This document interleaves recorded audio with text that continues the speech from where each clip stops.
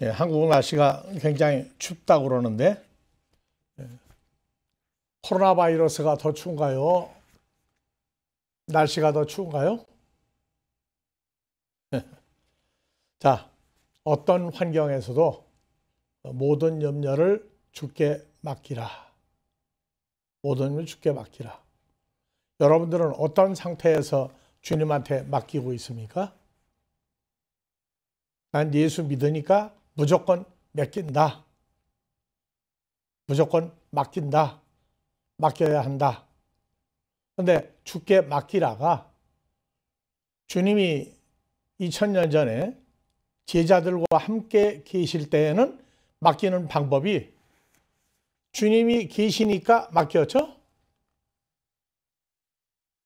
그리고 십자가에 죽으시고 부활한 다음에 하늘로 올라가셨어요. 사도행전 1장 9절이야 11절 하늘로 올라가셨어요. 그러니까 하늘로 올라가시기 전에 십자가 이전에 제자들과 함께 계실 때에 맡긴다 하는 얘기는 주님이 계시니까 주님한테 맡겨야만 된다고 하는 얘기였고, 사도행전에서 하늘로 올라가셨죠?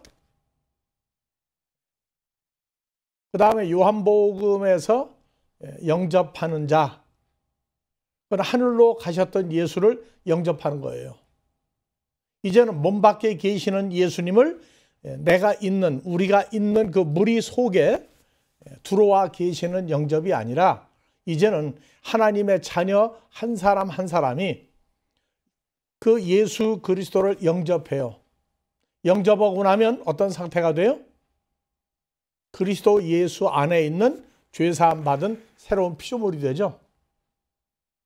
그러면 이제 우리는 베드로 사도가 얘기했던 모든 염려를 주께 맡기라가 먼 밖에 계신 주님한테 맡아 주십시오 하는 게 아니고, 염려를 주님한테 맡길 수밖에 없도록 됐죠. 왜? 이제 우리가 누구 안에 있는 자 됐으니까? 그리스도 예수 안에 있는 새로운 피조물이 됐단 말이에요. 그러니까 이제는 예수 안에 있는 사람이 염려를 하든 내가 염려가 해결 안 서 팔팔 뛰든 통성을 하든 통성기도를 하든 땡깡을 놓든 누구 안에서 땡깡을 놓는 거예요. 누가복음 18장 땡깡 기도를 해라. 하나님이 응답해 줄 것이다. 심지어 그쪽까지 가요. 그런데 몸 밖에 있는 주님한테 땡깡을 놓는다 하는 얘기는 그건 뭐 이해가 가는데, 예수 안에 있는 피조물 된 우리가 예수님 안에서 땡깡을 놓는다, 하나님 앞에 통성을 기도한다, 맡긴다 하는 얘기는요, 실례를 들어서 이삭이 어머니 모태에서, 리브가 모태에서, 아니 사라의 모태에서 이삭이 태어나기 전에 있을 때 사라의 모태에 있었죠. 그러면 사라의 몸 안에 있는 이삭이 그 안에서 염려가 된다고 하면 어떻게 해야 돼요? 이거를 어머니 사라한테 맡겨야 되나 말아야 되나 합니까? 아니죠. 어머니 모태에 있는 사라가 어머니 사라 모태에 있는 이삭이 염려를 해봤자 사라가 해결하지 않으면 안 돼요. 마찬가지로 주 안에 있는 나에게 딴 근심이 있으랴 하면은 예수 안에 내가 있어요. 그럼 염려도 누구를 부딪힌 다음에 나한테 들어오죠? 우리가 예수 안에 있다면. 모든 염려, 근심, 걱정을 예수 그리스도를 통해서 그 안에 있는 나에게 들어온단 말이에요. 나에게. 우리는 그런 내용을 알고 기도도 현실화해서 바꿔야 돼요. 무작정 주여 외치는 것은 이제 주 안에 있는 새로운 피조물 된 사람들이 할 기도 중에 생각을 많이 해야 돼요. 그러니까 어머니 모태에 있는 아이가 나 배고파 한다고 되는 게 아니고, 어머니 사라가 든든히 먹었을 때 그 영양분이 누구한테도 가요? 어머니 모태에 있는 아이에게 가듯이. 염려를 맺결하게 되면 주님이 그 염려를 처리를 해 주셔야 되는 거지, 해 달라고 한다고 그래서 해 주시는 건 아니다 그 말이에요. 마찬가지로 우리가 하나님 말씀의 본문을 볼 때에 그 내용이 이제는 예수님 몸 밖에 있는 내가 사도 마태, 마가, 누가복음이나 구약의 믿음의 선지들처럼, 아니 믿음의 선지들 중에 주님을 만났던 믿음의 선지들, 그 다음에 우리는 2000년 전에 몸 밖에 있었던 예수를 믿는 사람들이 아니에요. 이제 우리는 예수 안에 있는 존재가 됐어요. 새로운 피조물 됐어요. 그러니까 모든 내용이 나올 때에는 이 말씀을 왜 썼으며 역사적인 근거와 내용이 뭐냐. 그래서 할례 다 알아요. 할례. 근데 왜 할례를 만드셨는지, 그래서 할례의 시작과 할례 과정과 할례 마무리가 있어요. 마무리가. 그래서 할례는 몸 밖에 계신 주님 예수 그리스도와 연합된 새 피조물 나온단 말이에요. 그래서 할례의 시작은 언제부터 됐느냐? 몸 밖에 계신 구약의 여호와 하나님, 신약의 같은 분 예수 그리스도. 그래서 할례를 아브라함에게 먼저 주었어요. 아브라함에게. 창세기 15장이 있고 17장이 있어요. 할례는 언제부터 주었느냐? 창세기 17장부터 할례를 행하라고 그랬어요. 이 할례는 아브라함이 누구 몸 밖에 있을 때예요? 여호와 하나님의 몸 밖에 아브라함이 있을 때 창세기 15장 약속을 주시고 17장 할례를 베풀어라. 근데 할례가 그동안에 창세기 17장, 그 다음에 애굽에서, 그 다음에 여호수아를 통한 가나안에서, 그 다음에 말라기까지 예수님 오실 때까지, 그 다음에 공백 400여 년, 그 다음에 예수 그리스도께서 오셨어요. 오셨는데 어떻게 오셨냐? 몸 밖에 계신 주님으로 오셨다고요. 그 다음에 이 사이에 뭐가 있느냐? 사도행전이 있단 말이에요. 사도행전이. 그 다음에 이제 로마서부터 바울 서신으로 들어가야죠. 로마서부터 바울 서신을 들어갔을 때 여기에서 완성이 이루어진다고, 이제 할례의 완성이. 사도행전까지도 과정 중에 하나. 그 다음에 마무리는 로마서 이후에 바울 서신에서 할례가 마무리돼요. 그럼 시작과 과정 중에선 예언을 했다고, 예언을. 할례를 받아야만 한다. 안 받으면 대가 끊어진다. 저주를 받는다. 그래서 마태, 마가복음, 누가복음에서 그 다음에 요한복음, 그 다음에 사도행전, 이 과정을 통해서 진행 과정이 마무리가 로마서에서부터 바울 서신에서부터 마무리가 된다고, 마무리가. 근데 할례는 육신의 몸의 일부를 떼어내는 할례가 있고, 할례의 완성은 어디 있느냐? 몸과 마음 두 군데에 할례가 있어요. 그래서 사도행전까지의 유대인들은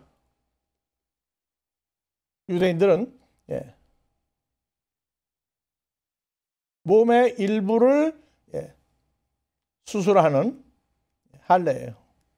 근데 로마서부터는 내용이 완전히 바뀌어요. 몸과 마음 전부를 할례를 해야 돼요.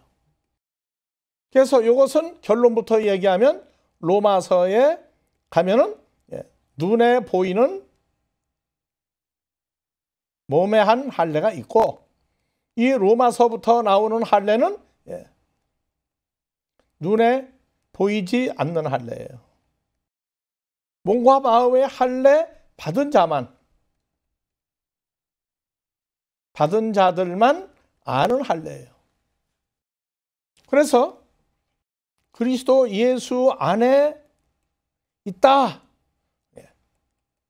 고백하는 신앙은 할례도 눈에 보이지 않는 할례, 이것이 이루어진 사람이 천국을 가요. 그냥 나 예수 믿으니까, 아브라함이 하나님을 믿으니까, 나는 믿음이 있으니까 나는 천국 간다. 근데 천국을 가려면 이제는 조건이 있어, 조건이. 예수를 영접을 했고 예수 안에 있는 피조물 돼야 되고, 언약에 대해서, 할례에 대해서 다 알아야 돼요. 이런 조건이 빠지게 되면 나는 믿으니까 간다.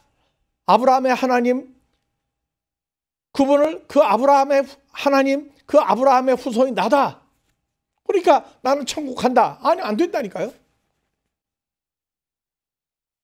그래서 믿음이라고 하는 이 단어가, 믿음이라고 하는 단어가 바울 사도로부터 나오는 믿음은 바울 사도 이전에 믿음하고 달라요. 왜냐, 예수 안에 있는 사람과 몸 밖에 있는 주님과의 관계가 어떻게 형성이 됐느냐.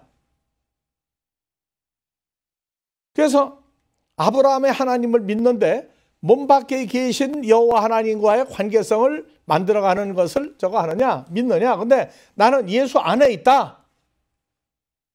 그러면 아브라함의 할례 이전에 뭐가 있었어요? 창세기 15장에.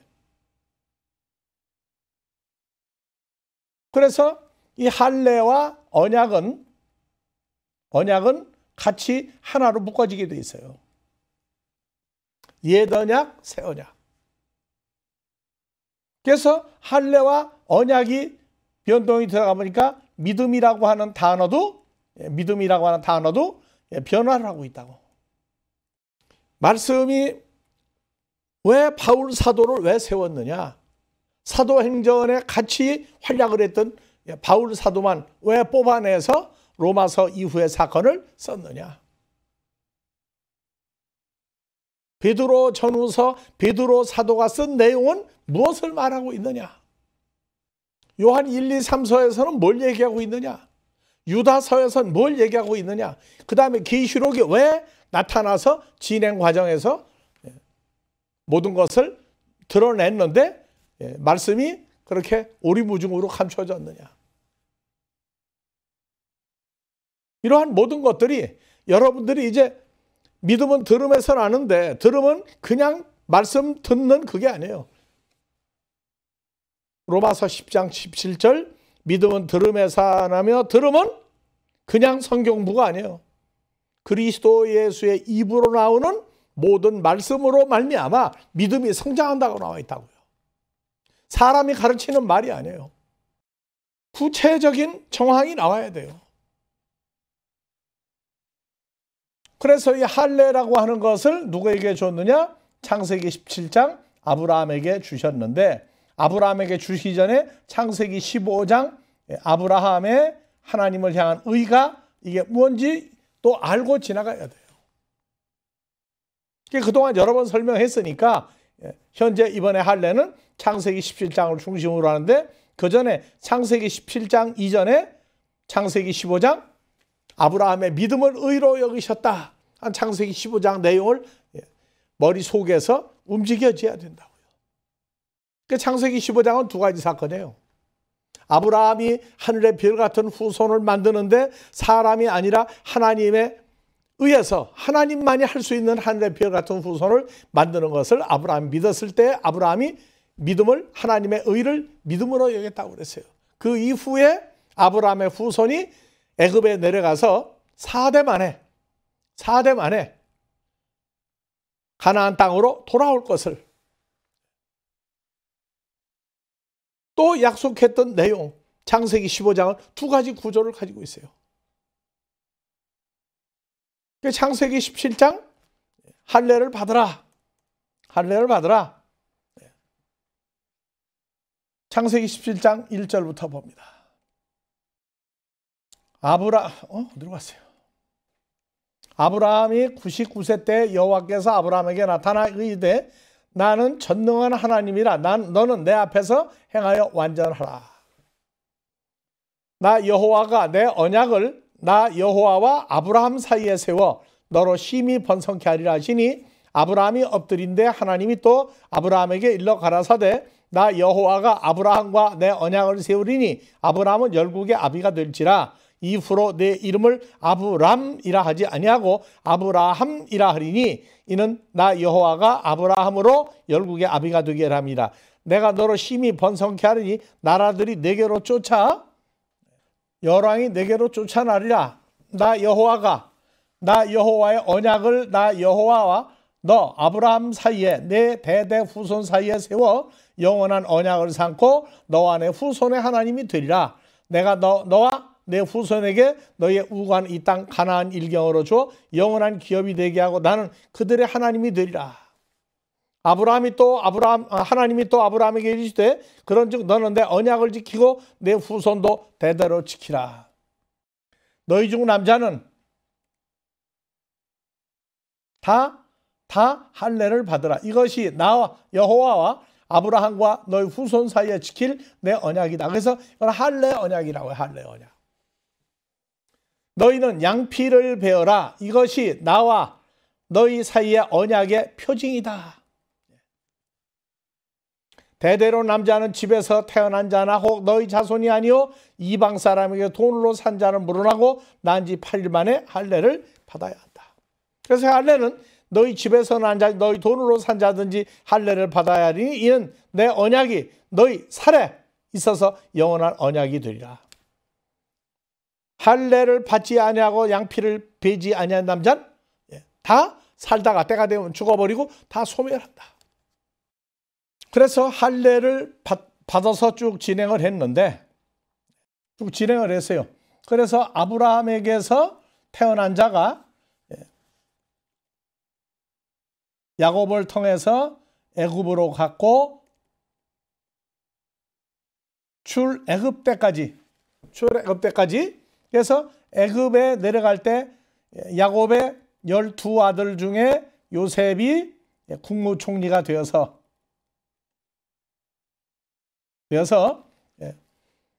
야곱의 12지파의 후손 75명이 애굽에 내려가서 바로 때까지였어요. 바로 때. 그래서 출애굽기 1장부터 보니까 히브리 민족이 애굽 사람보다 더 많아졌어요. 그 다음에 애굽 사람보다 체격이 더 좋고 아주 똑똑해요. 그래서 바로로 하여금 여호와 하나님이 근심하게 만들었어요. 야, 이게 요셉 이후에 히브리 민족이 같은 애굽 땅에서 살았는데 아니 히브리 민족이 본토 애굽 사람보다 숫자가 많으면 만약에 계속 나라와 나라 사이 전쟁이 일어나는데 전쟁이 일어날 때 이 히브리 민족 남자들이 우리를 종살이 시켰다고 못 살게 굴어가지고 쳐들어온 적군과 합세를 하게 되면 이건 애굽은 멸망한다. 어떻게 하느냐? 애굽의 남자를 다 죽여라. 다 죽여라.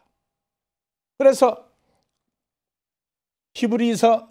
출애굽기 7장 7절을 가면 그들이 바로에게 말할 때 시내산에서 모세에게 말씀을 주고 모세가 아론에게 말씀을 주어서 바로 앞에가 내 히브리 민족 백성을 다 내보내라.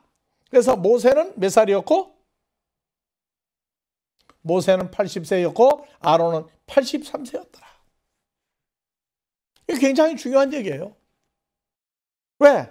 할례라고 하는 시기가 왜 언제 없어졌다가 언제 살아났느냐? 할례는 남자가 태어나야만 8일 만에 할례를 베풀어요. 그래서 출애굽기 1장 애굽 왕이 히브리 민족 여인에게 남자아이가 태어나거든 무조건 가서 다 죽여라. 산부인과 병원이 생기기 전에 옛날에는 산파들이 애를 안 낳는다고 그러게 되면 직접 집에서 아이를 낳든가 아니면 집에서 산파를 불러다가 애를 받았어요. 바로가 뭐라고 했느냐? 산파를 통해서 히브리 민족이 아이를 낳는다고 가보면 남자는 무조건 죽여라. 명령이었어요. 그런데 애굽 왕이 히브리 산파 십보라 하는 자와 부하라 하는 자에게 일러 가로되 너희는 히브리 여인을 위하여 초산할 때 태어날 때 살펴서 남자는 죽이고 여자는 살게 하라. 그러나 산파들이 하나님을 두려워 애굽 왕의 명령을 어기고 남자를 살린지라. 그래서 여기서 산파 십부라와 부하라고 하는 두 여자는 산파를 주관하는 총대장이에요. 총대장. 애굽 땅에서 십부라와 부하라고 하는 두 여자가 이 두 사람이 산파 우두머리란 말이에요. 우두머리. 그런데 히브리 민족 여자가 아이를 낳거든 가서 보고 명령해라. 명령해라. 남자는 다 죽여라. 여자만 살려라. 그러나 산파들이 하나님을 두려워 애굽 왕의 명령을 어기고 남자를 살리니라. 왜 살렸어요? 히브리 민족이 뭐 돈을 줬습니까? 이거 남자 살려달라고 안 해요. 십부라와 부하라고 하는 두 두목을 통해서 애굽의 산파들에게 하나님이 마음에 히브리 민족 남자를 죽이지 말라고 하는 명령을 그들 마음에다 집어넣었어요. 애굽 왕이 산파를 불러 그들에게 이르되 너희가 어찌하여 남자를 다 살렸느냐? 안 죽이고 계속 히브리 민족의 아이들이 우는 소리가 계속 들리니까 왜 살렸느냐? 산파가 바로에게 답하여 가로되 누가 십부라와 부하라고 하는 산파 우두머리가 답하되 히브리 여인은 애굽 여인과 같지 아니하여 건강하고 산파가 그들에 이르기 전에 전부 아이를 낳는데 우리는 아이를 받을 때 가서 아이를 출산할 때 남자는 죽이라고 그랬는데 가보니까 이미 벌써 애를 복용을 시키고 다 저거 했는데 죽일 기회를 놓쳤습니다. 하나님이 산파들에게 은혜를 베푸시니라.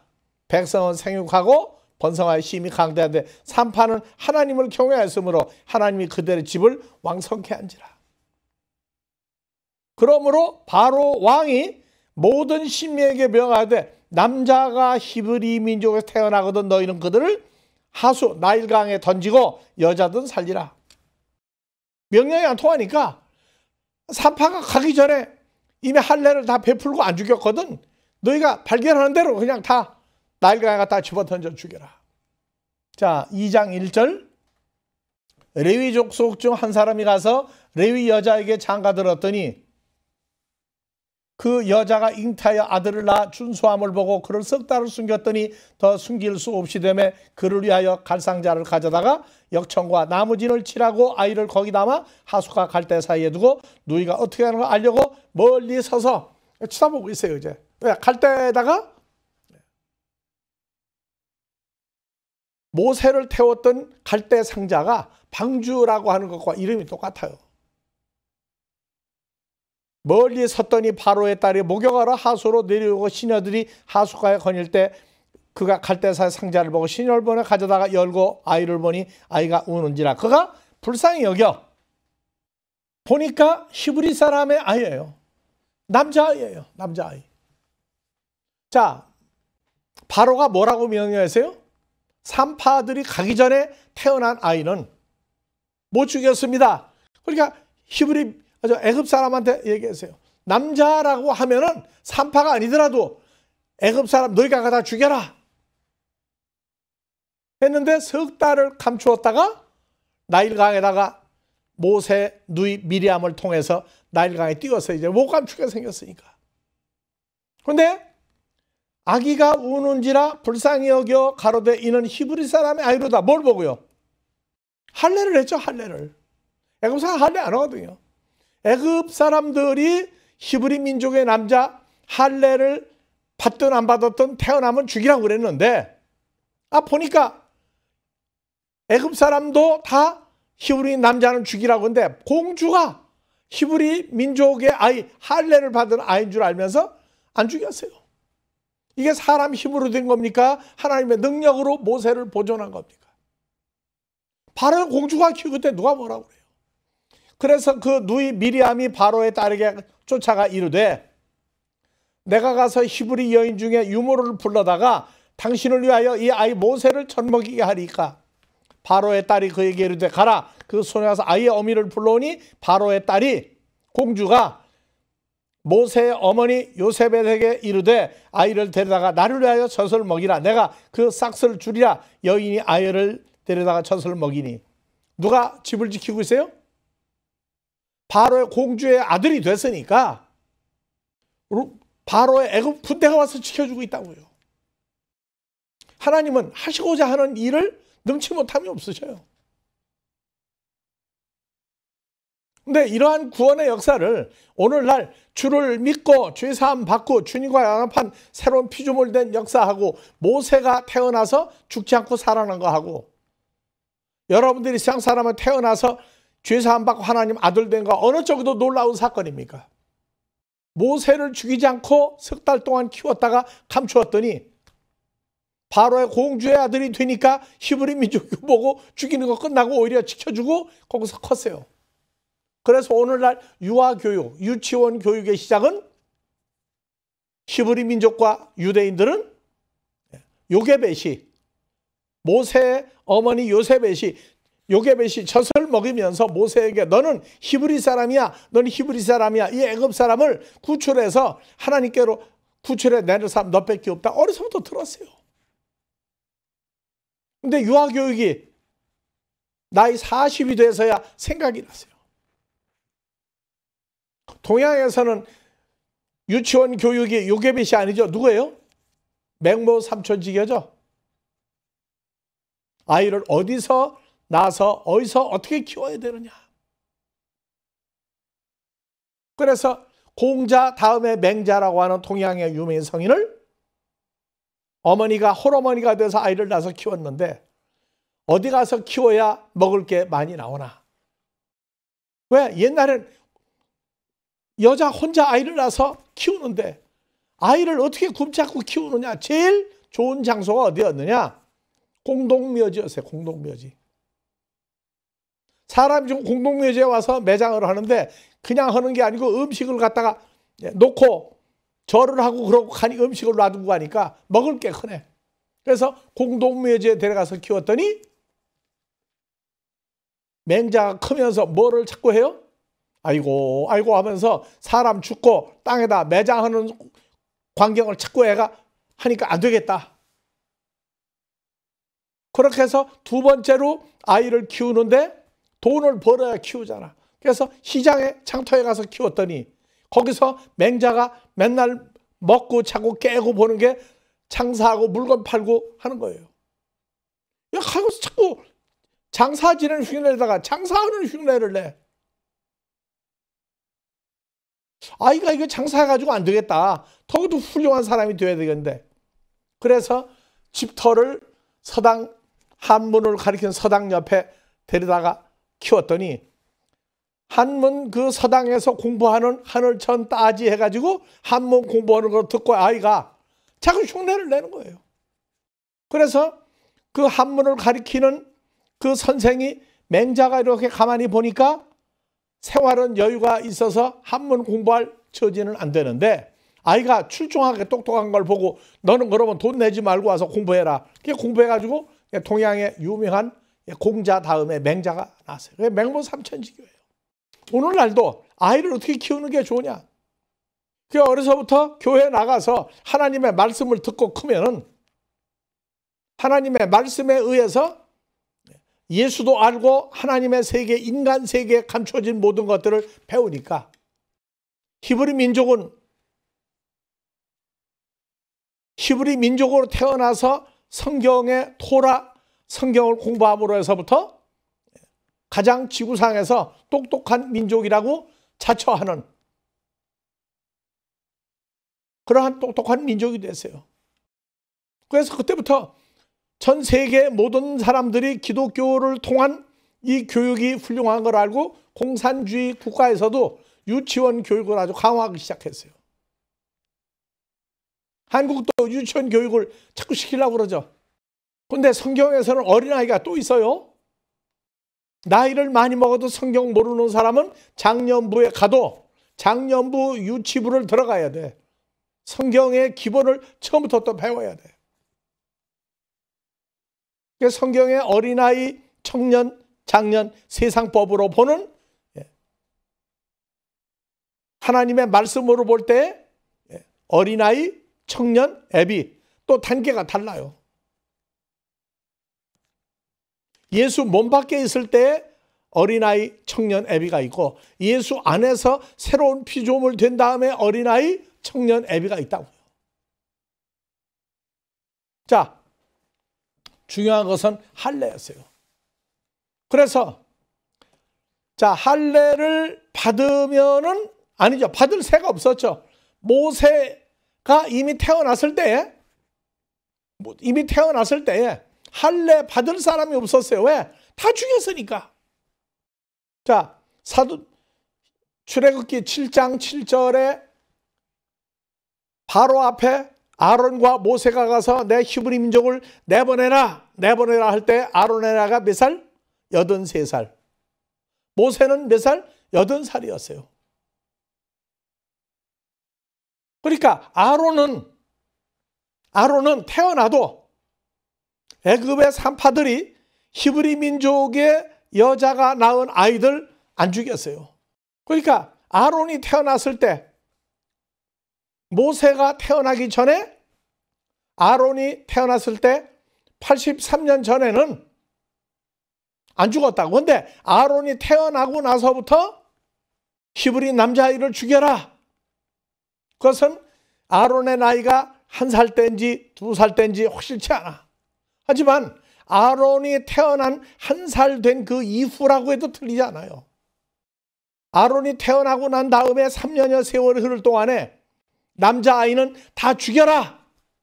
근데 하나님은 모세를 출애굽시킬 히브리 민족을 이끌 모세를 여호수아도 다 준비해 놓으셨다고요. 그래서 모세는 이름이 모세죠. 모세라는 이름을 히브리 사람들 해석을 보면 물에서 끌어낸 자예요. 물에서 끌어낸 자. 물 밖으로 끌어낸 사람 이름이 모세예요. 여러분들도 물에서 끄집어낸 사람이에요. 물 하니까 무슨 물이냐고 내가 무슨 아니요. 물이라고 하는 걸 나라, 열국, 족속, 방언, 지구상의 모든 사람을 물이라고도 얘기해요. 한문에서는 표현을 사람이 많이 모이면 구름대같이 많이 모였다. 그 다음에 인산인해야. 사람이 많이 모이면 산같이 엄청난 존재가 모였고 바다같이 엄청난 사람이 모인 걸 산이고 바다라고 그랬어요. 바다는 물이 모여되는 데예요. 그래서 모세만 물에서 끄집어내는 게 아니고 오늘날 우리도 세상 사람들 속에서 뽑아냈어요. 즉 물에서 뽑아낸 자라고. 고린도전 10장 1절 이하에 구름과 바다 사이에서 밥티조를 받았다. 마지막 때 출애굽을 얘기하고 있는데 구름과 바다를 통과하면서 히브리 민족이 물에서 끌어낸 자다. 세상 사람들 속에서 우리를 뽑아냈다. 물에서 건진 자예요. 그래서 오늘날 이 시대의 모세는 한 사람이 아니고 물에서 끄집어낸 자 세례 침례를 주는데 세례 침례는 근원이 어디서 밥토라고 했죠. 밥토. 밥토. 밥토에서 동사 밥티조. 여기서 명사 밥티스마. 침례, 세례 그렇게 얘기해요. 밥티조. 이건 세례 침례를 받다. 이거는 물 속에 잠겼다가 건져냈다. 그래서 우리는 물 속에 있다가 나온 거예요. 그래서 일본에서는 세례 침례라는 말을 없애고 원문 그대로 밥티스마를 우리는 쓰자. 왜 나누느냐 하고 얘기해서 밥티즈마라고 해서 쓰고 있다고 그랬어요. 그래서 우리도 밥티조, 밥티스마. 근데 근원은 물속에서 건져낸 거지 물을 뿌리는 건 아니에요. 하지만 세례 침례 나누기 싫어요. 침례가 맞는 얘기예요. 그러나 한국의 교단이 이번에 보니까 뭐 360몇 개인가 370개가 나왔다고 그러는데 다 전도를 하려고 그러면 세례 침례에 걸려가지고 안 되는 데 많아요. 그래서 우리는 그냥 밥티스마 하고 통일을 했으니까 앞으로 밥티조, 밥티스마가 나오면 아, 이거는 흐르는 물 속에서 잠겼다가 나온 사람이 밥티스마를 받았다고 하는구나. 밥티조, 밥티스마 잊어버리지 말기를 바랍니다. 그래서 할례가 애굽에 간 히브리 민족에게서 할례가 모세형 아론 때까지 있다가 모세가 이미 태어날 때는 할례 받은 사람이 남자는 다 죽었어요. 그래서 출애굽기 7장 7절에 보니까 아론의 나이가 83세, 모세가 80세. 그러면 이 창세기 17장에 할례가 몇 년 동안 애굽에서 없던 거예요. 모세 80세는 이건 감추어진 거니까 아론이 83세 된 이후에 출애굽한 히브리 민족의 모든 남자아이는 다 죽여서 이미 없어져 버렸어요. 몇 년 동안이나 83년 동안이나 80세 그러면 82년 동안이나 히브리 민족의 남자는 다 죽였어요. 다 죽였다. 출애굽해서 광야에서 히브리 민족을 점검을 했더니 20세에서 50세가 된 남자, 즉 20살에서 50세가 되어야 군인이 돼요. 군인. 제사장은 30세에서 50세까지 20년 근무하면 돼. 그런데 히브리 민족은 30년 근무를 할 수 있었어요. 그러니까 할례가 몇 년 동안 끊어졌느냐? 아론으로부터는 83년, 모세로부터는 80년 동안 히브리 민족 남자는 다 죽었어요. 누가? 모세만 빼놓고. 그런데 광야에 가서 민수기 12지파를 검사를 했더니 장정 20세에서 50세가 된 사람만 60만 명이 됐죠. 60만여 명이야. 조금 넘었으니까. 즉 80여 년, 82년 동안이 지내는 동안에 남자아이는 다 죽였으니까 할례가 82년, 80여 년 동안 할례가 없어졌으니까 히브리 민족 남자가 하나도 없는데 어떻게 80여 년 후에 애굽의 광야에 갔더니 20세에서 50세까지가 60만여 명이 나왔어요. 이거 어디서 나온 거예요? 남자가 없는데. 그래서 애굽 사람들이, 애굽에 와 있는 이방인들이 히브리 민족 여인에게 장가를 들었다고, 장가를. 그런 걸 보고 뭐라고? 대릴사위라고 그래, 대릴사위. 대릴사위는 뭐예요? 성도 바꿔요, 성도. 애굽 사람이 히브리 민족 여인이 이뻐서 장가를 들어가 그 집 대릴사위가 되면 성이 뭐가 없어져요? 이름이? 애굽 사람이 지어줬던 이름과 성을 포기하고 히브리 민족이 쓰고 있는 그 족보에다가 이름을 바꿔서 자기가 들어갔어요. 아이들이 태어나면 다 누구 아이가 되는 거예요? 애굽 사람은 되는데 실제로 히브리 민족이 되는 거예요. 그래서 남자만 60여 명인데 20세에서 50세가 60만여 명이야. 그러면은 한 살에서부터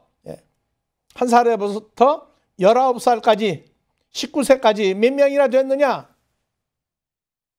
왜 이걸 따지느냐 하면 히브리 민족이 애굽에서 광야로 나갈 때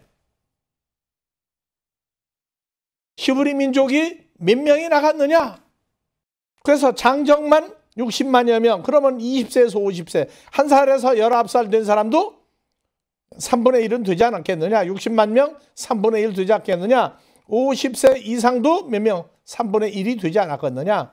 그럼 남자아이만도 180만 명이라고, 180만 명. 여기다 더하기 여자들. 그러면 남자 180만, 여자 180만, 360만 명이에요. 여기다가 할례는 받지 아니하고 히브리 민족이라고 인정을 받은 사람이 있느냐? 중다한 잡족도 이방 민족도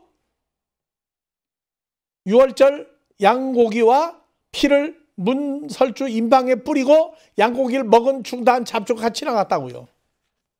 그래서 남자, 여자, 아이를 따지게 되면 수백만 명이 나갔어요. 수백만 명이. 그러니까 광야에 나갈 때까지 할례를 받았어요? 안 받았어요? 그래서 광야에서 할례를 받게 했어요. 할례가 80여 년 스톱된 사실이 있었다고요. 대일사회 제도의 근본은 어디에 있다? 히브리 민족이 애굽에 내려가 남자가 없는데 다른 민족의 남자를 데려다가 족보에 올리고 아들 겸 사위가 돼가지고 후손을 이어왔어요. 이게 하나님 역사예요. 그래서 히브리 민족은 히브리 남자가 이방 여인하고 결혼하면 족보에 아이를 안 올려주는데 히브리 민족의 여자가 이방 남자하고 결혼하면 다 족보에 올려요. 히브리 민족 남자는 족보에 올리려면 히브리 여자를 얻어야 돼. 히브리 여자와 결혼을 해야 그 아이가 어머니 교육을 받고 히브리 민족 같은 사람이 된다는 거예요. 그러니까 할례가 이렇게 처참한 바로를 통해서 히브리 민족 남자아이를 다 죽여버린 80여 년간도 하나님의 능력은 이방 남자들을 히브리 남자로 족보를 바꿔버렸어요. 오늘날도 아유 뭐 나 한 사람이 전도 안 해봤자 뵐 수 있겠느냐고. 아니요. 전도하고 있는 건 자기가 은혜를 받은 결과가 전도로 나오는 것이고 전도 온 사람이 하나님 나라를 확장시켜 나가는데 나 하나쯤이야 하고 나오는데 미안하지만 하나님은 너 하기 싫어? 그럼 놔둬. 다른 사람 오르도에 세워요. 하나님은 속마음으로 기뻐서 일하는 자를 찾지 껍데기만 뭐 하는 척하는 사람 안 좋아해요. 때를 따라 이익을 도모하고 하나님과 예수를 이용해서 자기의 무엇을 만들고자 하는 사람들은 중심을 보시는 하나님 앞에 다 드러나게 돼 있어요. 그래서 세상에 제일 무서운 게 하나님 손에 하나님 능력에 빠져들어가는 게 얼마나 무서운지를 알아라. 사람은 속이되 하나님 못 속여요. 왜? 사람은 만드신 분이 사람의 속마음을 모릅니까? 다 알아요. 주기도문을 우리가 헬라어로 합니다만 주기도문의 내용을 알려면 헬라어 본문을 완전히 풀지 않으면 안 나와요. 그중에 제일 이해가 안 가는 게 뭐냐? 나라의 임하옵시며 하나님의 뜻이 하늘에서 땅에서 이루어지이다. 일용할 양식을 달라고 그래놓고 양식을 받으면 뭐 할 거냐? 오늘날 우리에게 빚진 자들을 사하여 준 것 같이 우리에게 빚진 자를 사해 준 것 같이 우리의 죄를 사하여 주옵소서. 무슨 말이냐 말이에요. 우리가 우리에게 죄 지은 자를 사해 준 것 같이 우리의 죄를 사하여 주옵시고. 주기도문에 미안하지만 하나님 뜻이 거기 들어있어요. 주님 뜻대로 살기로 하려면 주기도문의 내용을 완전히 모르면 삶으로 바꿀 수가 없어요. 주기도문에 하나님의 뜻이 하늘에서 이룬 것 같이 땅에서 이루어지다. 땅이 어디서 지구 이 땅 아니에요. 뜻이 하늘에서가 아니에요. 하늘 뜻 안에서 이루어진 것 같이 땅에서 어떠한 사람에게서 이루어져야만 합니다. 그 사람들이 우리가 우리에게 빚진 자를 우리가 탕감해 주고 사해 준 것 같이 우리의 죄도 용서해 주십시오. 이게 무슨 죄를 사해 달라는 건지. 빚진 자를 용서해 주는데 어떤 사람 빚진 자 용서해 주는 건지. 주기도문을 흉내낸다고 되는 게 아니에요.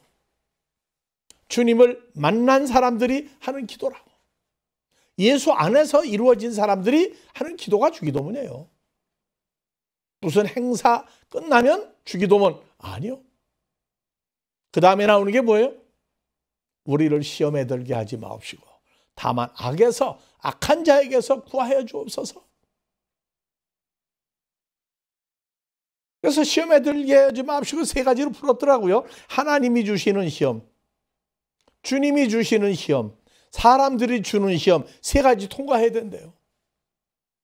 사람들이 주는 시험 어떻게 통과를 하는지 몰라. 나 안 속아, 안 넘어가 하면 되는데 하나님과 주님이 주는 시험은 어떻게 안 넘어갈 수 있어요? 그건 주님과 연합이 이루어져야 안 넘어가요. 악에서 구하여 주소서. 아포토포네루. 그건 포네루라는 단어는 명사도 있고 동사도 있어요. 악이라고 하는 명사도 있지만 악한 자라고 하는 다른 명사가 또 있다고요. 악한 자가 뭐냐? 그거 풀지 못하면 그냥 하는 거예요. 왜서 그냥 따름해요. 그 자기 사건 하나도 아니에요. 그래서 마태복음 6장 8절에 9절에 너희는 이렇게 반드시 기도해야만 된다. 후토스운 플러스 6개. 너희는 이렇게 꼭 기도해라. 명령이에요, 명령. 근데 주님이 한 명령은 어디로 가버리고 무슨 믿는 자들의 모임 끝에 하나의 끝내는 무슨 기도문처럼 바뀌어버렸어요. 아니요. 주기도문이 삶이 돼야 돼. 기도는 삶으로 나타나지 않는 기도, 기도할 때만 하고 나머지 행하지 않는 건 그건 기도가 아니에요. 기도는 기도인데 아무 의미가 없어요. 삶으로 나타내야 돼. 하나님 볼 때 주기도문대로 행하지 않는데 기도할 때만 주기도문을 하는데 끝나고 나면 주기도문에도 갚버리고 없어요. 그러면 주기도문 안 한 거예요. 그거는. 기도라고 하는 얘기는 삶이에요. 삶. 삶으로 나타나고 결말이 나와야 이게 기도예요. 그냥 기도하는 시간 기도 끝나버리고 아니요. 밥을 먹고 난 다음에 먹은 걸 끝내 속에서 소화가 다 되죠. 기도도 마찬가지예요. 주기도문에 너 이렇게 기도해야만 한다. 플러스 은 또 이렇게 기도해라. 명령이라고 명령. 그래서 우리는 할례도 이게 명령이에요. 명령. 그런데 할례가 변화를 하고 있는 할례가 있는데 변화를 모르고 맨날 옛날 할례만 하고 있으면 안 된다고 말해요. 자, 좀 쉬었다가 진행하겠습니다.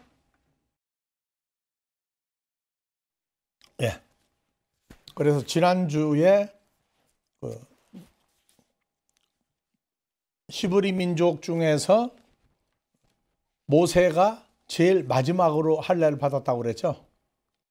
그래서 모세 부인이 모세를 보고 할례를 받게 할 때 피난편이라고 하나님을 얘기할 때 모세를 보고 피난편, 할례로 피를 보게 한 모세다.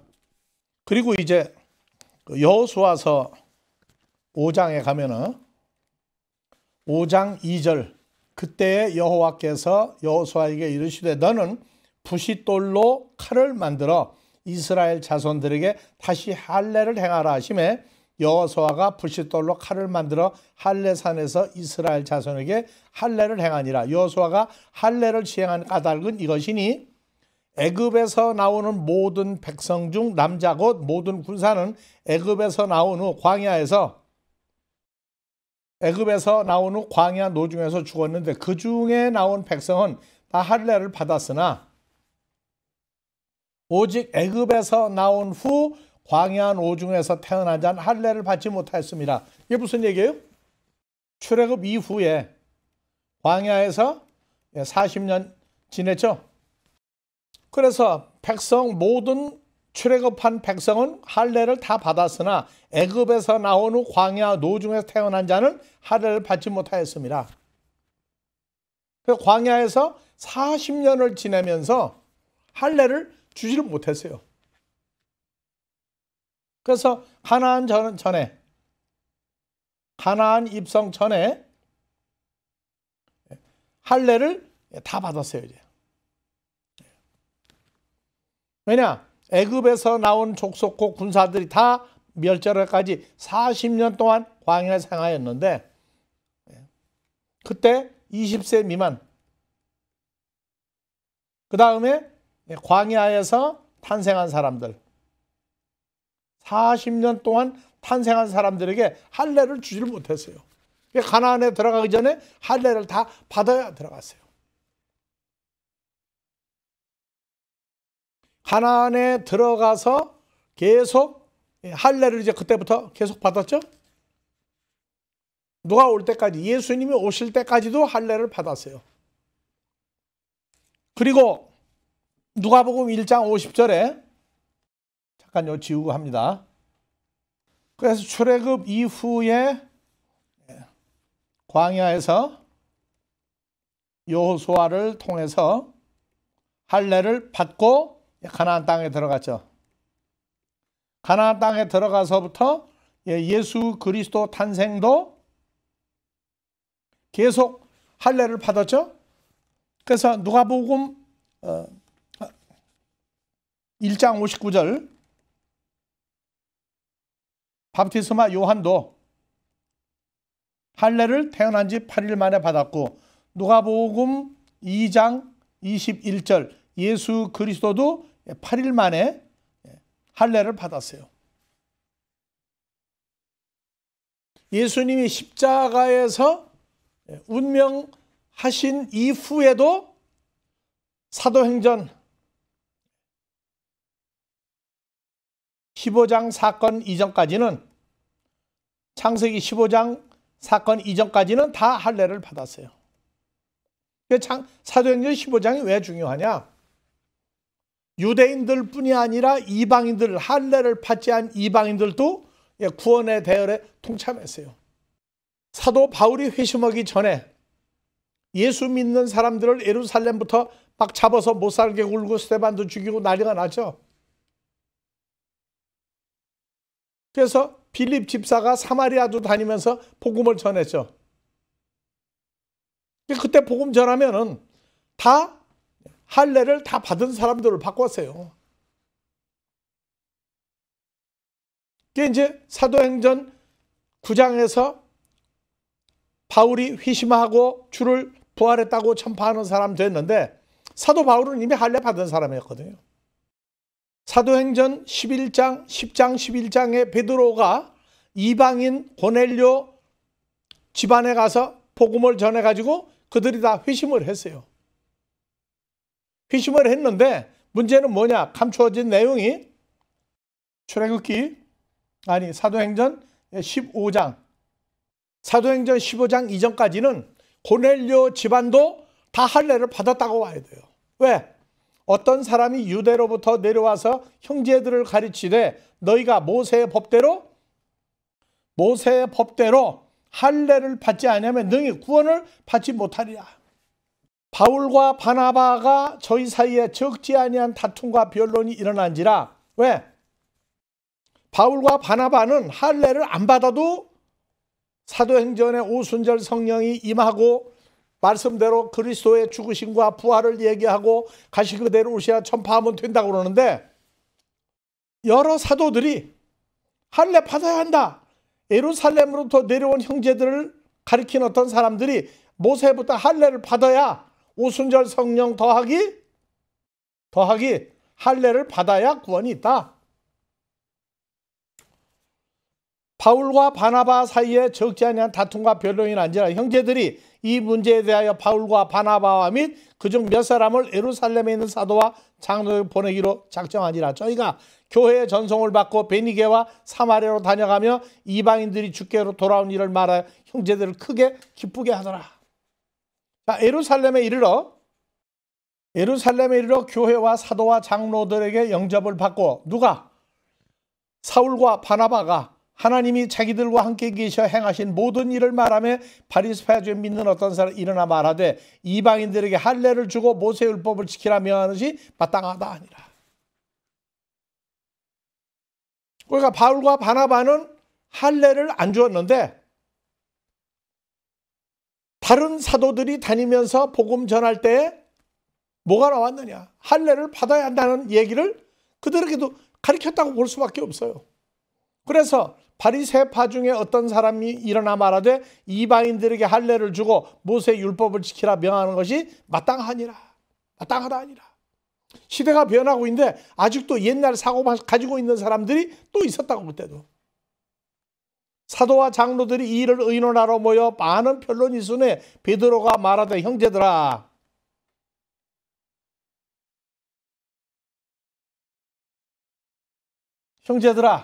너희도 알거니와 하나님이 이방인들로 내 입에서 복음의 말씀을 들어 믿게 하시려고. 그래서 고넬료 집안도 이방인들이었죠. 베드로를 통해서 말씀을 들어 믿게 하시고 오래전부터 너희 가운데서 나를 택하시고 12사도로 택하시고 마음으로 아시는 하나님 우리에게와 저희에게도 이방인들에게도 성령을 주어 증거하게 하시고 믿음으로 저희 마음을 깨끗이 하사 저희나 우리나 동간치 아니하였느니라. 그런데 지금 너희가 어찌하여 하나님을 시험하여 우리 조상과 우리도 능히 믿지 못하던 멍에 모세 율법과 할례를 다 지켜야 구원을 받는다는 멍에를 제자들에게 목에 두려느냐. 우리가 저희와 동일하게 주 예수의 은혜로 구원받는 줄을 믿노라. 누가? 베드로도 이제 일어나 바나바와 바울 편이 된 거예요. 오순절 성령을 받으면 은혜로 구원을 받는 줄 믿노라. 온 무리가 가만히 있어 바나바와 사울이 하나님이 자기들로 말미암아 이방인 중에서 한 표적과 기사 고하는 걸 들더니 말을 마치고 야고보가 대답하여 형제들아 내 말을 들으라. 하나님이 처음으로 이방인 중에서 자기 이름을 위할 백성을 취하시려고 저희를 권고하신 것을 시므온이 고하였으니 선지자들의 말씀이 이와 합하도다. 기록된 바 이후에 내가 돌아와서 다윗의 무너진 장막을 다시 지으며 그 퇴락하는 것을 다시 지어 일으키리니 이는 남은 사람들과 내 이름으로 일컬음을 받는 모든 이방인들로 주를 찾게 하려 함이라. 예로부터 이것을 알게 하신 주의 말씀이란 것 같으니라. 그러므로 19절 내 의견에는 이방인 중에서 하나님께로 돌아오는 자들을 괴롭게 말고 다만 우상에 들은 것과 음행과 목매어 죽인 것과 피를 멀리하라고 편지하는 것이 가하니라. 왜냐? 예로부터 각성에서 모세를 전하는 자가 있어 안식일마다 회당에서 그 글을 읽음이라 하더라. 이에 사도와 장로와 온 교회가 그 중에 사람을 택하여 바울과 바나바와 함께 안디옥으로 보내기를 가결하니 곧 형제 중에 인도자인 바사라와 하는 유다와 실라더라. 그 편에 편지를 붙여 이르되 사도와 장로된 형제들은 안디옥과 수리아와 길리기아에 있는 이방인 형제들에게 문안하노라. 서신을 보냈어요. 들은즉 우리말 가운데 어떤 사람이 우리의 시킨 것도 없이 나가서 말로 너희를 괴롭게 하려고 모세 율법과 할례를 받아야 한다고 괴롭게 하고 마음을 혹하게 한다기로 사람을 택하여 우리 주 예수 그리스도의 이름을 위하여 생명을 아끼지 않은 자인 우리의 사랑하는 바나바와 바울과 함께 너희에게 보내기를 일찍하게 했다. 이제는 할례를 받아야 한다. 모세 율법을 다 지켜야 한다고 그거 안 돼도 은혜로 구원받는다 하고 선포를 했어요. 그래서 사도행전 15장은 이제부터 여호와 하나님을 믿다가 예수를 믿는 오순절 성령을 받은 사람들에게는 모세 율법도 지킬 건 지키고 안 지켜도 되는 것들도 있다. 그 다음에 뭐가 있다? 할례를 안 받아도 된다. 오순절 성령을 받으면 구원을 받는다. 증거가 우리가 있으니까 바울과 바나바 이 사람들을 보낸다. 바울은 바리새인 중에 유명한 사람이었죠. 그래서 이때부터 뭐가 없었어요 이제? 사도행전 15장 이후에 할례를 받아야 한다. 모세 율법도 다 지키는 게 아니라 지켜야 할 것만 우리가 뽑았다. 그래서 목매어 죽인 거, 음행하는 거 몇 가지만 제외하고는 안 지켜도 좋다 하고 얘기를 했어요. 지금 무슨 얘기냐? 시대를 따라서 옹고집을 부리지 말고 시대를 따라서 변화된 내용을 받아야 한다. 그 당시에 주장했던 교리라고 말하면 유대인 교리는 모세율법과 할례를 다 받아야 거기 더하기 오순절 성령을 받아야 구원받는다는 세 가지를 만들었는데 사도행전 15장에서 그걸 바꿔버렸어요. 몇 가지를 빼고는 몇 가지를 하고 나머지 건 모세율법도 이제는 뜯어 고쳐라. 할례 없어도 된다. 오순절 성령이 이게 핵심이다 그랬어요. 그래서 우리는 갈라디아서 3장 14절부터 이제 시대가 또 변해요. 3장 8절부터 봅시다. 하나님이 이방을 믿음으로 말미암아 의로 정하실 것을 성경이 미리 알고 먼저 아브라함에게 뭘 전했어요? 복음을 전했어요. 아브라함에게. 모든 이방이 아브라함을 인하여 복을 받으리라. 그러므로 믿음으로 말미암은 자들은 믿음 있는 아브라함과 함께 복을 받느니라. 이 복받은 내용이 창세기 15장에 다 있다고요. 15장에 두 사건이에요. 하나는 하늘의 별 같은 후손. 그 다음에 애굽에 내려갔다가 430년 만에 나온다. 이거 다 누가 해요? 여호와 하나님이 다 준비하시고 과정을 얘기하고 마무리하신다. 이 두 가지를 자기 사건으로 하늘의 별 같은 후손이 나도 하늘의 별 같은 후손이 됐다. 어떻게 하늘의 별 같은 후손이 됐느냐? 한 주 카원칙이 나와야 돼요. 무조건 믿는다. 무조건은 안 돼요. 조건이 다 있어요. 그래서 성경을 가리키는 사람은 왜 아브라함의 믿음을 가지면 아브라함의 후손이냐? 난 아브라함 후손이니까 믿음을 가졌다 아니라니까요. 그 아브라함이 믿어서 하나님을 그 믿음의 의로 여겼던 이 사건을 이방을 믿음으로만 의로 정하실 것 성경을 미리 알고 아브라함에게 복음을 전하되 이방이 아브라함이 복을 받으리라. 그게 벌써 믿음이라고 하는 게 뭐예요? 믿음이. 창세기 15장에 나와 있는 두 가지 사건 믿어야 된다고. 그 다음에 할례를 받아야 한다. 언제까지 할례를 받아야 되느냐? 몸의 일부를 떼어내는 할례, 남자만 받는 할례는 언제까지 할 것이냐? 그럼 이 시대에는 여자는 할례를 받느냐 안 받느냐? 할례는 남자만 받는 건데 이 시대는 여자는 남자가 아니니까 할례 안 받아도 된다. 그렇게 누가 주장합니까? 예수 안에 남자, 여자 할례를 다 받아야 돼요. 무슨 할례? 눈에 보이는 할례가 아닌 할례를 여자도 받아야 된다고요. 우리는 이러한 그 변화에 대해서 말씀을 따라가야지 내가 주장하고 어떤 그 근거를 가지고 묶어버리면 안 돼요. 지금도 할례 같은 소리를 하고 있으면 안 된다고. 눈에 보이지 않는 할례가 있어요. 그 할례를 받았느냐 그 말이에요.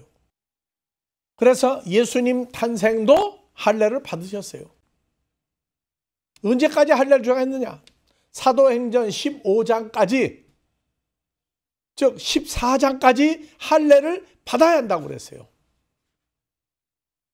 근데 사도 바울이 등장하고 사도행전 사도 빌립이 예루살렘에 바울을 통해서 핍박이 오기 시작하니까 먼저 12사도는 예루살렘에 있고 집사들이 다니면서 예루살렘과 유대와 사마리아에 복음을 전하고 다닐 때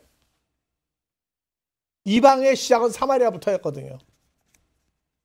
빌립 집사가 사마리아에 다니고 말씀을 증거하고 있을 때 에티오피아 내시 간다게가 예루살렘에 왔다가 가고 있는데 광야를 지나가면서 예수님이 양같이 거절하지 아니하고 십자가의 죽음을 맛봤다. 이게 무슨 얘기냐?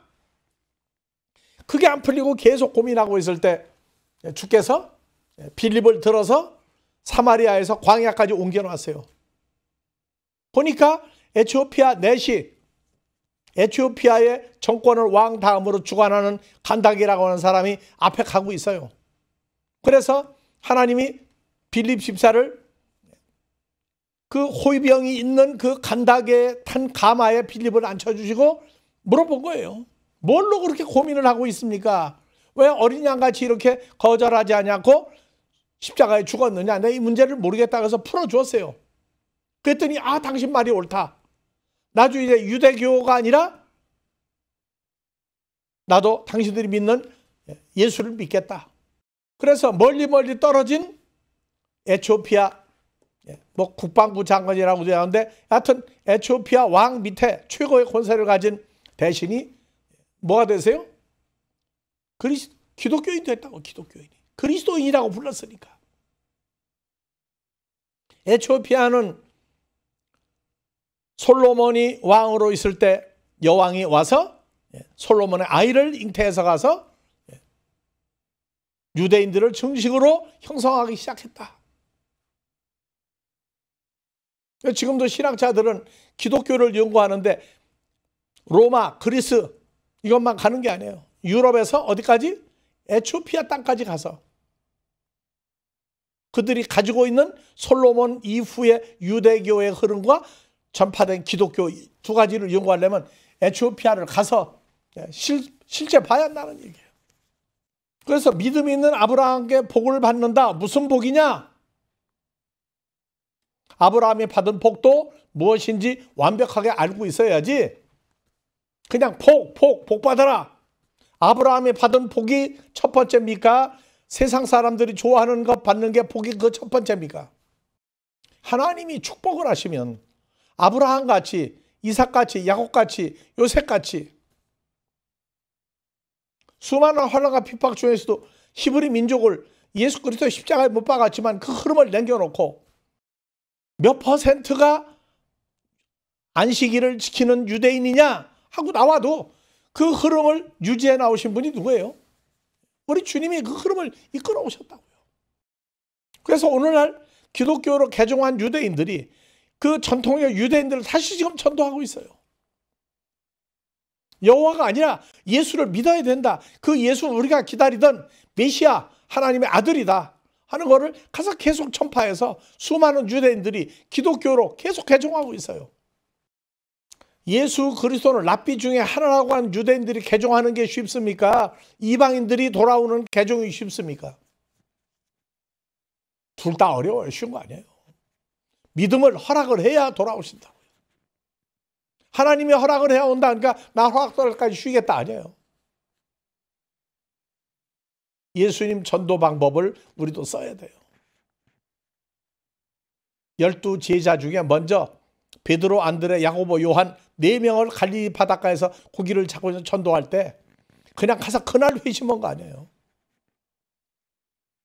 마태복음 4장에 보면은 그날 갑자기 만난 게 아니에요. 갈릴리 바닷가를 두루두루 돌고 돌면서 베드로, 안드레, 야고보와 요한에게 여러 번 복음을 증거하신 거예요. 이게 알아 천국이 가까웠다. 거기다 더하기 바프티스마 요한이 데리고 있던 사도 요한과 베드로 형 안드레가 돌아와서 전도했잖아요. 또. 누가복음에서는 제자들이 가룟 유다만 빼놓고 다 어부였다고 나와요. 요한복음에서는 베드로가 요한의 형제 야고보가 바프티스마 요한의 제자였는데 나머지는 고향 땅에 있었어요. 그때. 마태복음에선 갈릴리 바닷가에서 베드로, 안드레, 야고보, 요한이 다 어부로 있었어요. 마태, 마가, 누가, 요한복음이 12 제자들이 주님을 만나기 전의 상황을 여러 가지로 묘사를 해놨어요. 단번에 그날 만나가지고 회심한 게 아니에요. 여러 번 두루 다니시다가 베드로, 안드레, 야고보, 요한 고기 잡는 데 가신 거예요.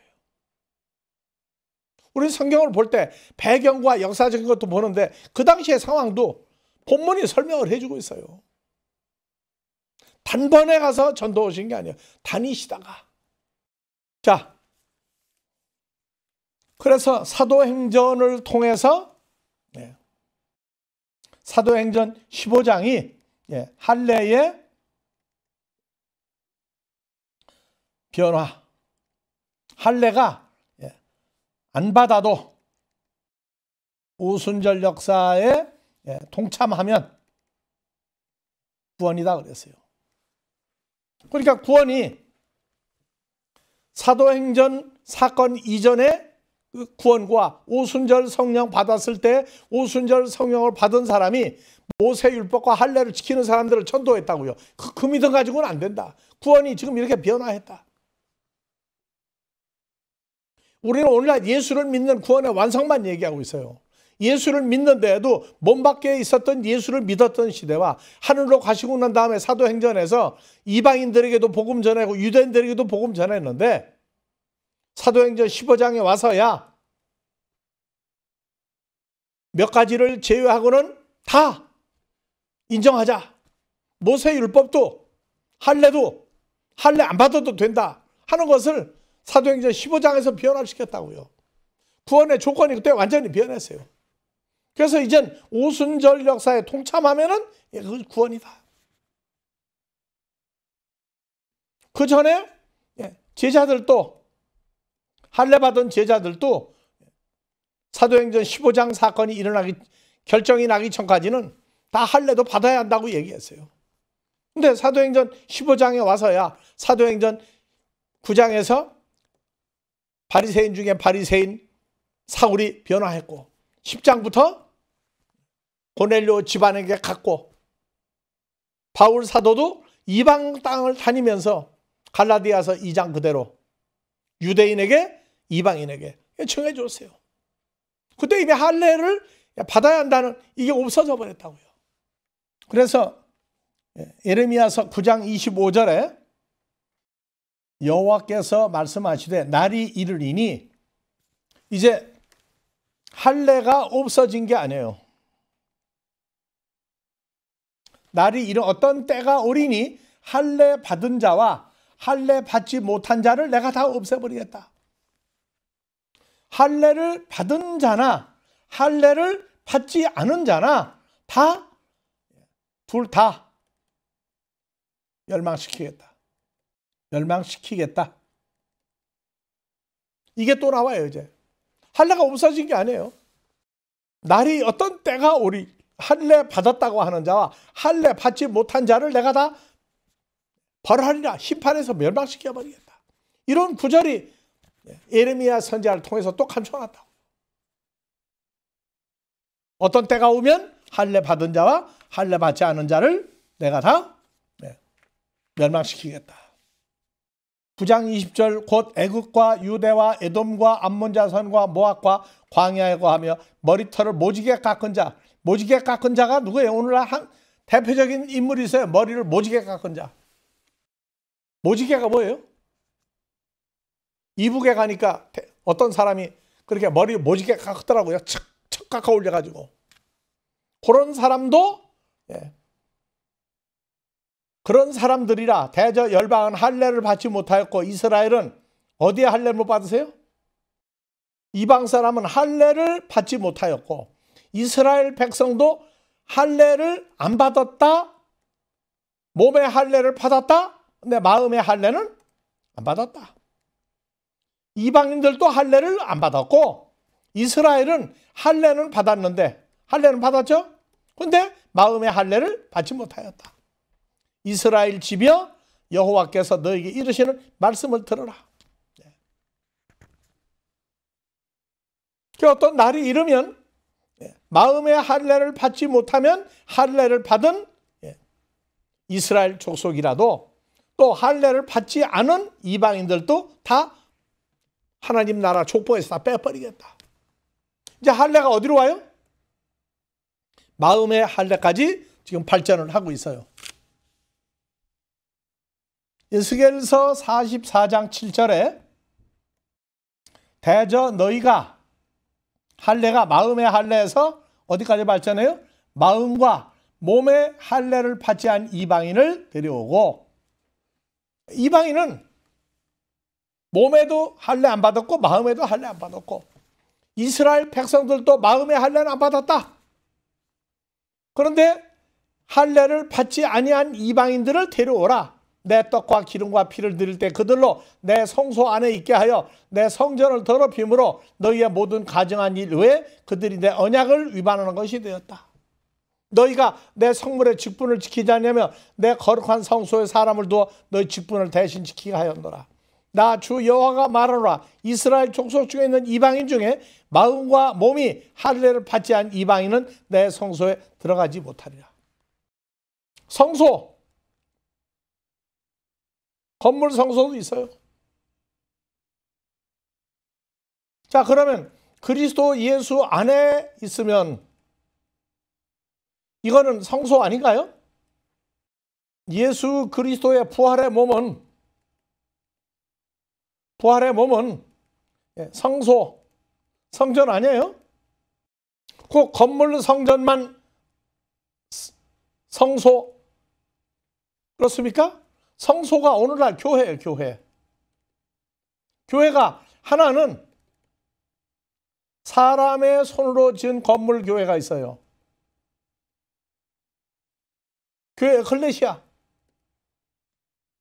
고린도전서 1장 2절. 하나님의 손으로 지지 아니한 성전된 사람들이에요. 그래서 사람의 손으로 지은 건물, 교회를 성소, 성전이라고 얘기하는 데도 있고, 또 하나 있다 감춰진 게 고린도전서 1장 2절. 자, 본문으로 가봅시다. 고린도에 있는 하나님의 교회. 하나님의 교회 어디에? 고린도에 있는 하나님의 교회는 지역에다가 있으면 그거 하나만입니까? 고린도의 하나님의 교회, 아틀란타에 있는 하나님의 교회, 미국 전역에 있는 하나님의 교회, 전 세계에 있는 하나님의 교회. 이건 건물도 하나님의 교회라고 하지만 예수 안에서 거룩하여지고 성도라 부르심을 입은 자들, 각처에서 우리 주 곧 저희와 우리 주 되신 예수 그리 이름을 부르는 모든 자들이 다 뭐예요? 하나님의 교회예요. 그런데 어떤 사람들은 다니면서 야, 교회, 건물도 성전, 하나님의 예수 안에 있는 자도 교회 했더니 왜 교회라고 이름 부르느냐? 별 희한한 사람 다 나와요. 근데 성경은 뭐라고 그러냐? 역사적인 돌로 지은 성전. 마태오 24장 돌 위에 돌 하나도 남지 않고 다 무너지리라 했더니 AD 70년 로마 장군 티터스가 와서 예루살렘에 있는 돌로 지은 성전 다 헐어버렸다. 그걸로 끝났다고요? 아니요. 예수님이 말한 돌 위에 돌 하나도 남지 않고가 사람의 손으로 지은 예루살렘 성전이 있고 또 있죠. 요한복음 2장에서 돌로 지은 성전 다 헐어라. 내가 3일 만에 성전을 새로 짓겠다. 제자들이 주님이 십자가에 죽으시고 부활한 다음에야 예수 그리스도의 몸이 산돌 성전된 것을 알았죠. 주님이 부활하고 난 다음에야 저 돌로 지은 성전 헐어라. 내가 3일 만에 성전 짓겠다. 그럼 부활한 예수님의 몸을 가지고 얘기했다는 거 알았단 말이에요. 그래서 베드로전서 2장 4절에서 5절 사람들에게는 버림바가 되었으나 하나님께는 택하심을 입은 보배로운 산돌이신 예수에게 나와. 예수님이 보배 산돌 성전이에요. 너희도 산돌같이 신령한 집으로 세워지고 예수로 말하면 하나님이 기쁘게 받으실 신령한 제사를 드린 거룩한 제사장이 되라. 그래서 이 시대에는 제사장이 목사님들도 제사장이에요. 그런데 예수 안에 있는 성도들도 뭐냐? 거룩한 제사장들이에요. 무슨 신령한 제사를 드려요. 그래서 로마서 15장 16절 바울 사도처럼 이방인을 하나님께 산 제물로 드리는 거룩한 제사장이에요.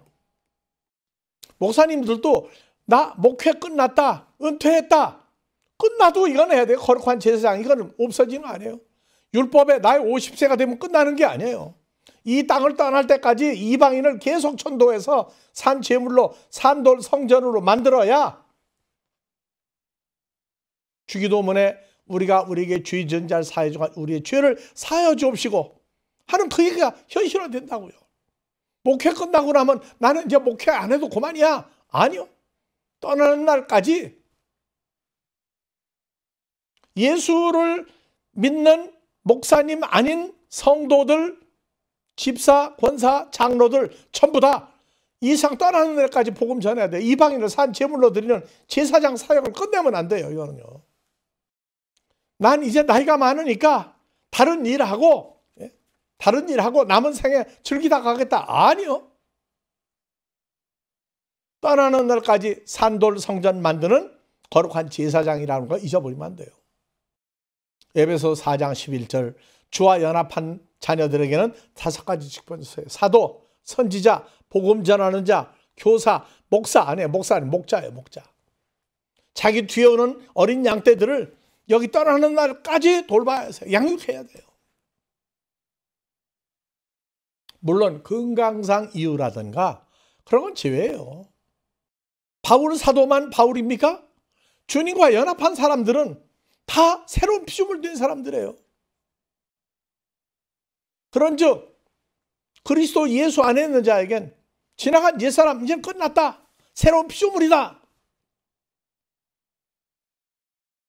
거기에 5가지 직분을 줬어요. 선지자 노릇도 하고 복음 전하는 자, 교사, 목자, 나보다 연약한 양떼들을 모아서 말씀 전하는 곳에 보내고 자기가 가르치고 해야 돼요. 하나님 자녀들에겐 은퇴라고 하는 말이 만드는 말이에요. 만드는 말. 은퇴요? 건강상 조건이 아니면 해야 돼요. 그래서 주님이 요한복음 2장에서 십자가에 죽으시고 난 다음에 예수님이 산돌 성전을 만드는 것을 제자들이 부활 이후에 알았구나. 부활한 예수를 영접한 우리도 이걸 알아야 돼요. 우리가 이 시대에 주로 말 죄사함 받고 연합한 새로운 피조물 되고 하나님 아들 됐다고 하는 얘기는 여러 가지 조건들이 다 맞아야 돼요. 다 맞아야 돼요. 그래서 할례가 하나님 성전에 들어가느냐 못 들어가느냐 할 때 건물 성전에 들어가느냐 못 들어가느냐 해서 산돌 성전된 예수와 연합한 새 피조물들이 전부 다 산돌 성전이에요. 전부 다 산돌 성전이라고. 여기 들어가려면 사람으로 사람이 인정하는 육신의 할례가 아니라 들어갈 수 있는 할례가 이제 감춰져 있다고요. 감춰져 있어요. 그래서 우리가 지난번에 얘기했죠. 오순절 성령 사역이 바울 사도 한 사람 때문에 완전히 올스톱됐다. 교파 교단으로 나누어진 것을 예수 안에서 하나로 만드는 작업. 나는 물로 밥티조를 주러 온 거 이제 끝났다. 왜 파당을 짓고 너희가 예수 이름으로 밥티조 주고 예수 이 십자가에 죽은 유일한 분이고 너희가 예수의 십자가에 죽었느냐? 너희 이름으로 밥티조 준 사람이 있느냐? 하나도 없고 전부 예수로 줘놓고 왜 파당을 그렇게 만들었느냐? 고린도전서 1장에 교파가 만들어진 이유가 오순절 성령 사역에 나는 누구에게 하다가 보니까 교파 교단 생겼다. 고린도전서 3장 그러한 사람을 단단한 거 못 먹는 저신함 어린아이 같은 어린아이 교인으로 어린아이 성도로 얘기하고 있다고요. 오순절 성령이 그리스도 예수 안에는 복음이라고 하는 것으로 다 올스톱시켰어요. 오순절 과정은 통과해야 나와요. 그러나 바울 사도를 통해서 나온 로마서 1장 17절 의인은 믿음으로 말미암아 살리라. 그 믿음이 뭐냐? 믿음에서 나와서 살리는 믿음. 갈라디아 3장 지키지 못할 율법 지키지만 믿음을 주었다가 지킬 수 있는 믿음으로 바꿔줬어요. 예수 안에 믿음으로 바꿨다고.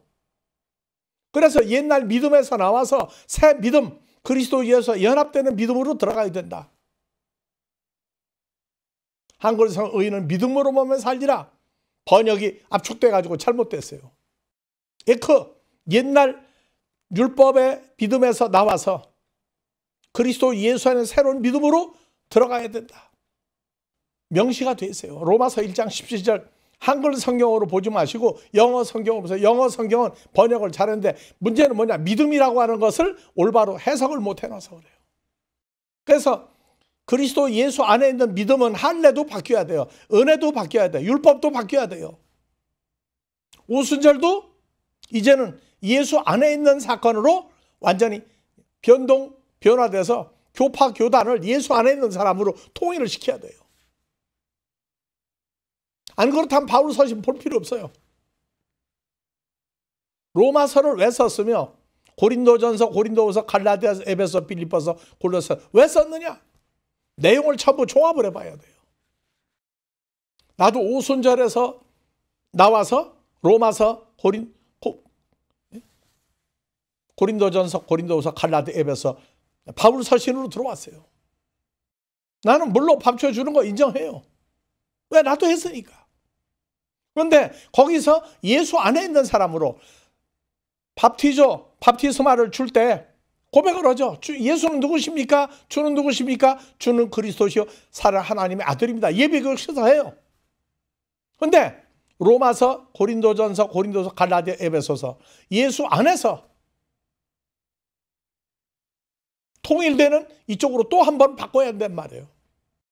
그래서 우리는 이 변화의 과정을, 할례의 과정을, 역사적인 변화의 과정을 어느 시대에 와서 할례도 변화가 됐고, 물로 밥티져 주는 것도 어느 시대에 어떻게 와서 어떻게 변화가 됐고, 이제는 모든 교파 교단을 전도할 수 있는 예수 안에서라고 하는 이 사건으로 전부 다 통일을 시켜야 돼요. 예수 안에서. 그때 다 똑같은 거예요. 갈라디아 3장, 고린도서 12장, 고린도후서 5장, 에베소 3장 6절. 예수 안에서라고 하는 이것이 이제 모든 것을 변화시켜 나가는 기준이 돼요. 예수 안에서. 할례를 오늘은 에스겔서 44장 7절까지 하고 다음 주에 더 추가해서 진행하겠습니다. 추운 날 감기 은혜 속에서 견디시고 코로나 바이러스 은혜 속에서 넘어가기를 주의 이름으로 축원합니다. 다 같이 주기도문으로 파테르 헤몬 호 엔토이스 우라노이스 하기아스테 토토 오노마수 엘테 토헤 바실레이아수 게네테 토토 델레마수 호센 우라노 카이에 피테스게스 토나르톤 헤몬톤에 피우션 도세민 세메론 카이아페스 헤민 다 오펠레마타 헤몬 호스카이 헤메 아피아멘 토이스 오펠레타이스 헤몬 카이메 에이세는 케스 헤마스 에이스페이라스몬 알라 후리사 헤마사포투 포네로 호티수 에센 헤바실레이아 카이에 듀나미스 카이에 독사 에이스투스 아요나스 아멘.